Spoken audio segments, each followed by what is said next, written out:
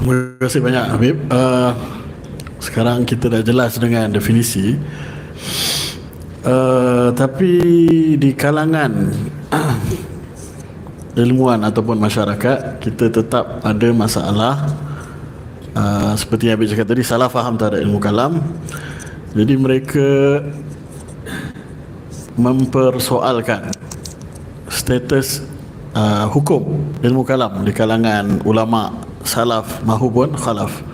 Boleh Habib jelaskan sedikit berkaitan hukum? Memang ada iskal semacam itu. Sebenarnya kalau sudah Anda ambil penjelasan saya, tidak ada masalah dengan apa namanya ilmu kalam. Tapi saya tidak suka Habib namanya ilmu kalam, ganti itu lah. Antara ganti nama ilmu tauhid tidak ada masalah. Anda ganti nama ilmu usuluddin juga tidak ada masalah. Nanti akan ada beberapa orang, terutama daripada kelompok salafiyah yang sekarang ini, pasti akan berdalil dengan kalamnya Imam Syafi'i. Ada beberapa salafus soleh. Salaf itu adalah ulama-ulama yang hidup di abad ke-1 sampai ke-3 Hijriah. Itu namanya ulama, itu namanya as-salaf. Imam Syafi'i lahir tahun 150, meninggal tahun 204 ini. Beliau mengatakan bahwasanya hukmi fi ahli kalam an yudrabu bil jari wa yutafu bihim fil asyair wal qabail wa yuqalu hadza jazaa'u man taraka sunnata wa akhadha bil kalam. Yang intinya hukumku di dalam ahli kalam itu dia itu an yudrabu bil jari, disebat dengan pelepah kurma dan kemudian diarak. Untuk contoh, jangan jadi semacam ini. Ini adalah ahli kalam. Kemudian ini adalah hukuman orang yang meninggalkan sunnah dan amik dengan kalam. Dan ada juga beberapa perkataan yang lain, man talaba dina bil kalam faqad tazandaq. Barang siapa amik agama dengan ilmu kalam, memahami agama dengan ilmu kalam, maka dia itu zindik. Ada lagi firro minal kalam kama tafirru minal asad. Lari dari kalam seperti kamu itu lari daripada singa. Oh, ada mutakalim, ada Habib Ali Bagir, lari.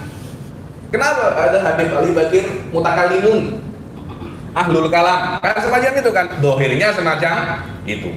Apakah mungkin setelah kita mengetahui apa makna ilmu kalam yang dipelajari sekarang, yaitu ilmu membuktikan kebenaran akidah dan membatalkan akidah-akidah yang salah, Imam Syafi'i bermaksud itu?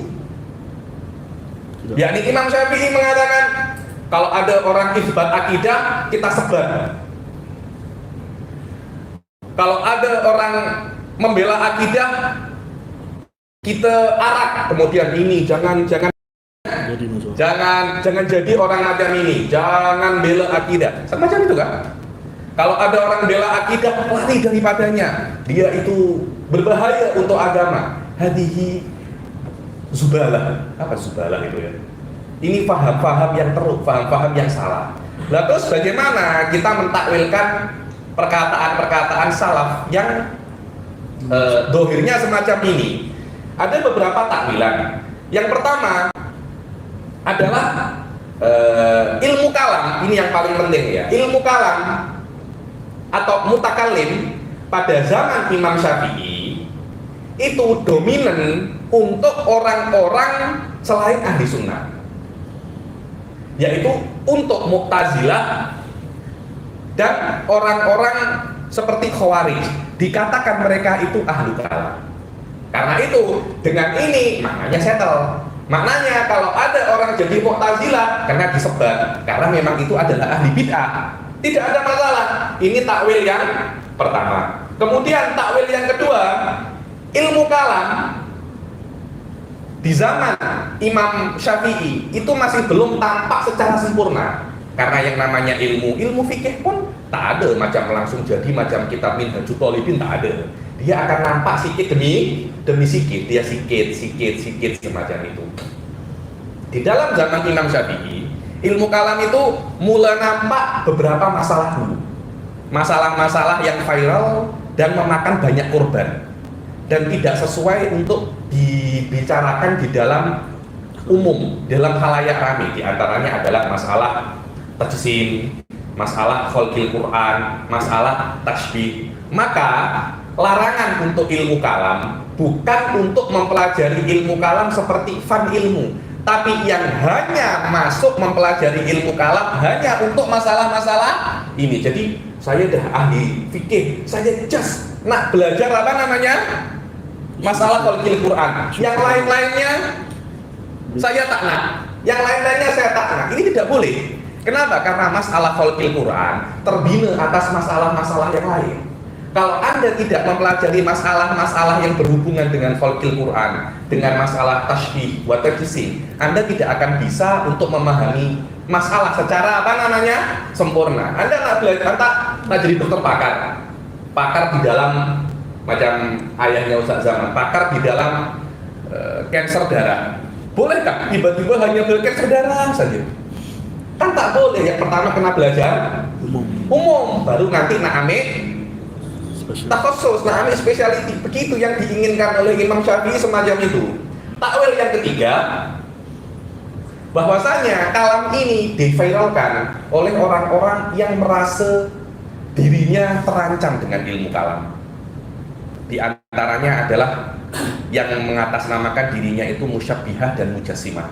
Karena itu ada seorang ulama daripada mujassim namanya Al-Harawi, mempunyai kitab namanya Dhammul Kalam.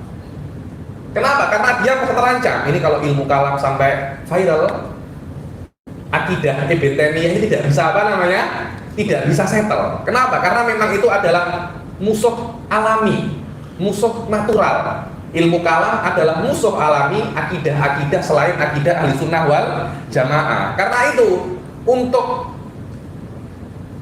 akidah mereka itu bisa berkibar, bisa apa cakapnya, bisa oke, bisa menguasai, ilmu kalam kena disetelkan dahulu. Dengan cara apa?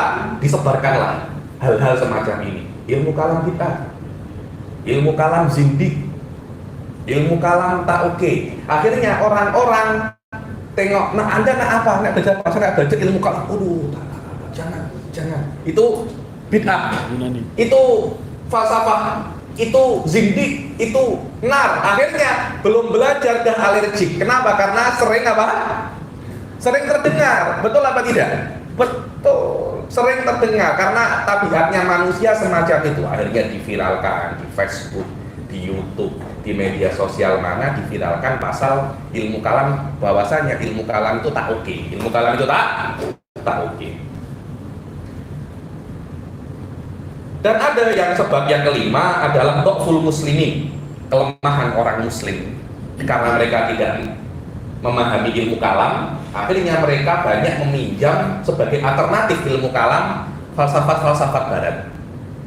Mereka kira falsafat barat lebih superior daripada apa namanya? Daripada ilmu kalam. Sebab itulah ilmu kalam oke, tapi better kita falsafah. Immanuel Kant, David Hume, siapa? Ghazali kuno, apa kuno itu?